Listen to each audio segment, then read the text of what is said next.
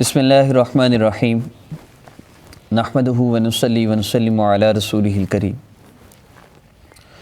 اللہ رب العزت نے ہم پر بہت بڑا احسان فرمایا، ہمیں آقا پاک صلی اللہ علیہ وسلم کی مبارک امت میں پیدا فرمایا اور لا الہ الا اللہ محمد الرسول اللہ کی مبارک نعمت سے نوازا۔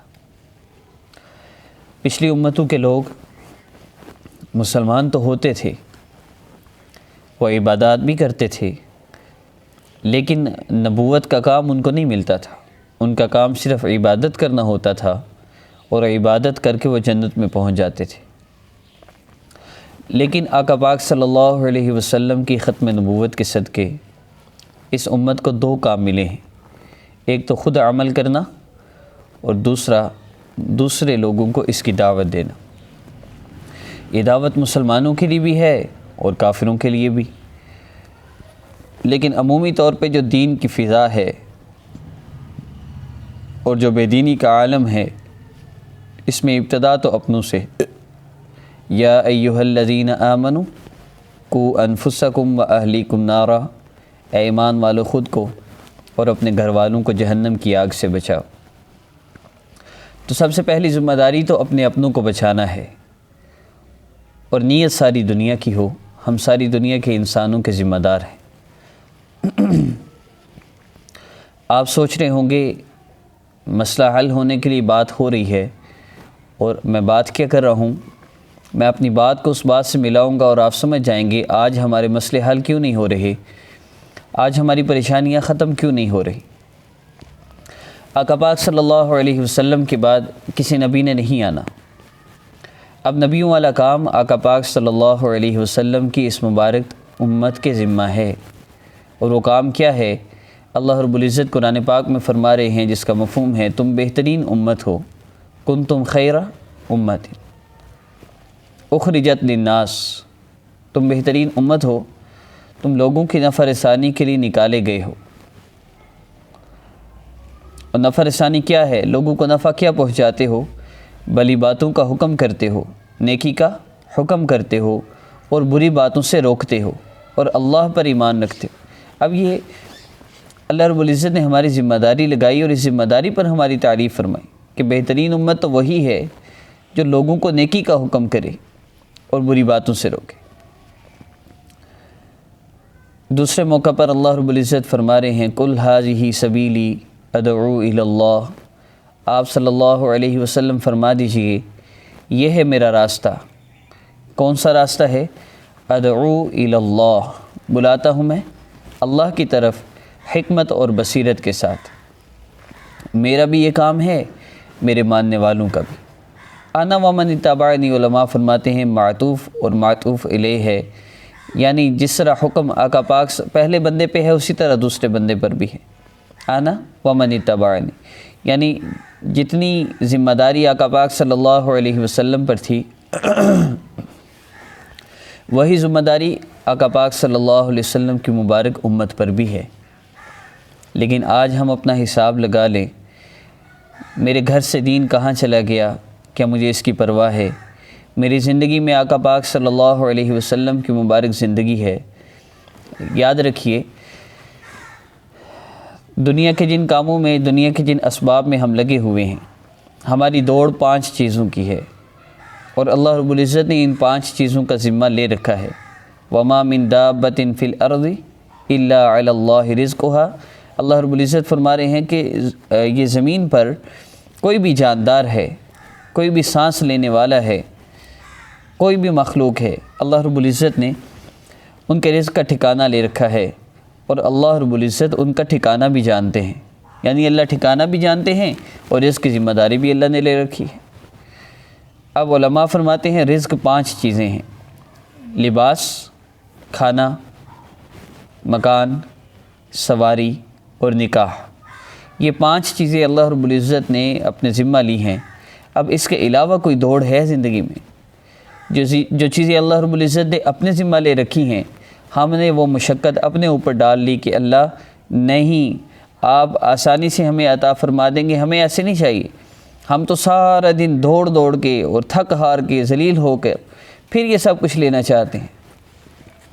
جو وقت ہم 12 گھنٹے دکان پہ دے رہے ہیں، وہ 6 گھنٹے 4 گھنٹے 8 گھنٹے اگر ہم دکان پر دیں، اور جو 4 گھنٹے مزید ہم لگا رہے ہیں وہی 4 گھنٹے اگر ہم اللہ رب العزت کے مبارک دین کے لیے اور اس ذمہ داری کے لیے جس کے لیے ہم بھیجے گئے ہیں اگر ہم اس میں دیں، تو اللہ پاک تھوڑی محنت سے ہمیں وہ مکمل رزق عطا فرما دے۔ دیکھیے، اگر یہ 5 چیزیں اللہ نے اپنے ذمہ لی ہیں تو ہمارا کیا کام ہے؟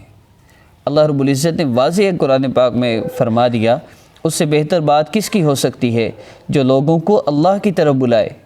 سب سے بہتر بات ہماری یہی ہے، کام ہی یہی ہے کہ ہم نے لوگوں کو اللہ رب العزت کی طرف متوجہ کرنا ہے۔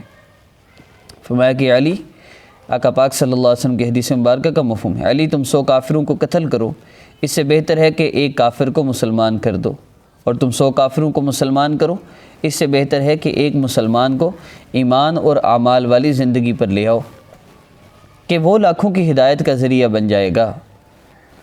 تو اصل ہے اپنی زندگی کو بدلنا۔ اب آپ فرمائیں گے کہ میں بات اس قدر طویل کیوں کی؟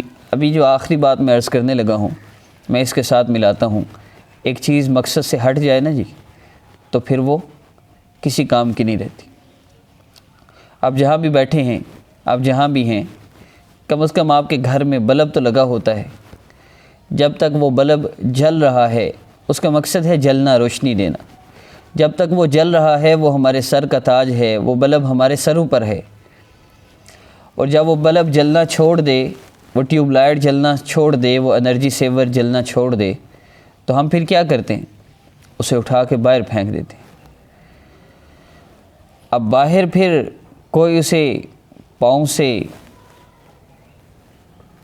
ٹھوکر مار دے، بچے اسے اٹھا کے دیوار پہ پٹخا دیں، اس کو توڑیں، اس کو جو چاہے وہ کریں، اور کوڑا جلانے والے اس کو آگ لگا دیں، کچھ بھی کرتے رہیں۔ اب اللہ رب العزت، اب ہمیں اس کی کوئی پرواہ نہیں۔ ہم نے کبھی سوچا ہے کہ وہ بیچارہ ہمارا بلب جو ہمارے سروں پہ تھا اس کا کیا حال ہوگا؟ جب بندہ اپنے مقصد سے ہٹ جاتا ہے تو اللہ رب العزت بھی اسے ایسے ہی پھینک دیتے ہیں۔ کبھی وہاں سے ٹھوکر لگتی ہے، کبھی وہاں سے دھکے کھاتا ہے، کبھی وہاں سے ذلیل ہو رہا ہے اور سمجھ نہیں آ رہی، اور لوگوں کے پیچھے بھاگتا پھر رہا ہے، حضرت میرا مسئلہ حل کر دیں، حضرت میرا مسئلہ حل کر دیں۔ آپ صرف ایک عمل شروع کر لیجئے۔ جب بھی آپ دعا کریں، اللہ رب العزت سے دعا کریں کہ اللہ، جس ذمہ داری اور جس مقصد کے لیے آپ نے مجھے اس دنیا میں بھیجا ہے، میں اس مقصد کو سمجھ نہیں پا رہا، میں اس مقصد پر چل نہیں رہا، اللہ مجھے ہدایت عطا فرما دیجئے اور اس مبارک مقصد کے لیے مجھے قبول فرما لیجئے۔ اور یہ کوئی مشکل کام نہیں ہے۔ نماز کی دعوت دینا کون سا مشکل کام ہے؟ 82 قسم کے لوگ اللہ رب العزت کے عرش کے نیچے ہوں گے قیامت کے دن، جن میں سے ایک بندہ وہ بھی ہوگا جو خالص اللہ کی رضا کے لیے لوگوں کو نماز کی دعوت دیتا ہے۔ یہ تو کوئی مشکل کام نہیں۔ نماز کی دعوت شروع کیجیے۔ اور دوسرا، جب آپ دعوت دے رہے ہوں، اس دعوت کے دوران دعائیں قبول ہوتی ہیں۔ محبت سے، نرمی سے اور پیار سے دعوت ہو، سختی نہ ہو، چاہے آپ پہلی دفعہ مل رہے ہیں یا 70ویں دفعہ مل رہے ہیں، نرمی سے نماز کی دعوت، نماز کے فضائل سنائیں۔ اور دوسرا، جب آپ عصر کی نماز پڑھیں تو اس کے بعد آپ اللہ رب العزت سے دعا کریں۔ اس دعا میں اللہ رب العزت کو پکاریے، اللہ رب العزت کے ذاتی نام یا اللہ سے۔ بندہ ایک مرتبہ کہتا ہے یا اللہ، اللہ رب العزت 70 مرتبہ فرماتے ہیں لبیک یا عبدی، میرے بندے میں حاضر، مانگ، کیا مانگتا ہے، کیا چاہتا ہے۔ ہم پھر اللہ رب العزت سے دعا کریں۔ نبی علیہ السلام نے فرمایا، جس کا مفہوم ہے لوگوں، امر بالمعروف اور نہی عن المنکر کرتے رہو، یعنی نیکی کا حکم اور برائی سے روکتے رہو، مبادا وہ وقت آ جائے کہ تم دعا کرو اور تمہاری دعا قبول نہ ہو، اور تم مدد مانگو تو تمہاری مدد نہ کی جائے۔ اب صرف میں اتنی عرض کروں گا، حدیث مبارکہ کا مفہوم ہے۔ آپ صرف یہ سوچئے، نبی علیہ السلام کیا فرما رہے ہیں؟ نیکی کا حکم اور برائی سے روکتے رہو، ورنہ وہ وقت آ جائے گا کہ تم دعا کرو گے اور قبول نہیں ہوگی۔ آج دعائیں قبول نہیں ہو رہی، مسئلے حل نہیں ہو رہے، اور کہتے ہیں لگتا ہے کس نے کچھ کروا دیا ہے۔ آپ نماز کی دعوت شروع کریں، اور عصر کے بعد اللہ رب العزت کے اسم ذات پڑھ کے دعا کرنا شروع کریں، اور پھر ایک ہفتہ اس عمل کو کر کے بتائیے گا آپ کو فائدہ ہوا یا نہیں۔ اپنے اصل مقصد پہ آئیے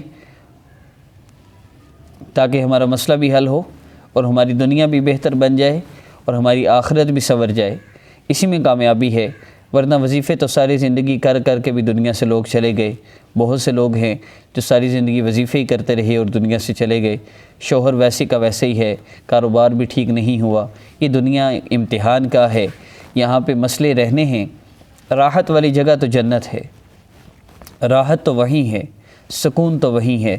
یہاں تو ہم نے ہر حال میں، اچھے حال میں شکر کرنا ہے اور مشکل آ جائے تو صبر کرنا ہے اور اللہ سے مانگتے رہنا ہے۔ اللہ ہمیں عمل کی توفیق عطا فرمائے۔ وآخر دعوانا ان الحمد للہ رب العالمین۔